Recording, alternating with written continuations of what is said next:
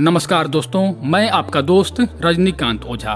महाभारत के कई श्राप और वरदान प्रसिद्ध हैं। जैसे अंबा ने भीष्म पितामह को श्राप दिया था, तो कर्ण को परशुराम जी ने श्राप दिया था। अर्जुन को भी स्वर्ग की अप्सरा उर्वशी ने श्राप दिया था, तो वहीं श्री कृष्ण को गांधारी ने श्राप दिया था। दोस्तों, एक बार की ऐसी घटना है कि द्रौपदी ने भीम और हिडिंबा के पुत्र घटोत्कच को एक भयानक श्राप दे दिया था। देखते हैं यह घटना कब की है। भीम पुत्र घटोत्कच की चर्चा उनके विशालकाय शरीर को लेकर और युद्ध में कोहराम मचाने को लेकर होती है।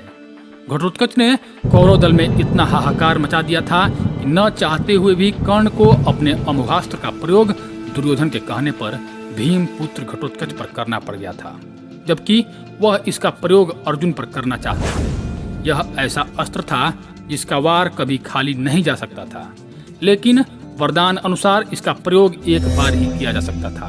यदि कर्ण घटोत्कच पर यह अस्त्र न चलाकर अर्जुन पर चलाए होते तो युद्ध का परिणाम कुछ और ही होता। मान्यता अनुसार जब घटोत्कच पहली बार अपने पिता भीम के राज्य में आए, तब सभी बड़ों को आदर पूर्वक नमस्कार किए और जो जैसा था उसके साथ उचित व्यवहार किए, लेकिन उन्होंने द्रौपदी को कोई सम्मान नहीं दिया।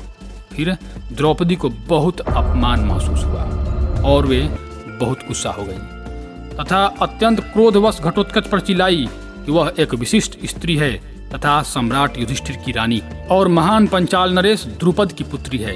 उसकी प्रतिष्ठा पांडवों से कहीं अधिक है।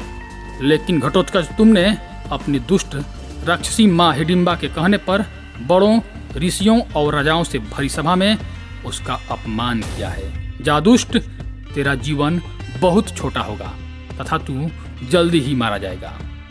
दोस्तों, द्रौपदी के इसी शाप के कारण महाभारत युद्ध में घटोत्कच का वध हो गया था।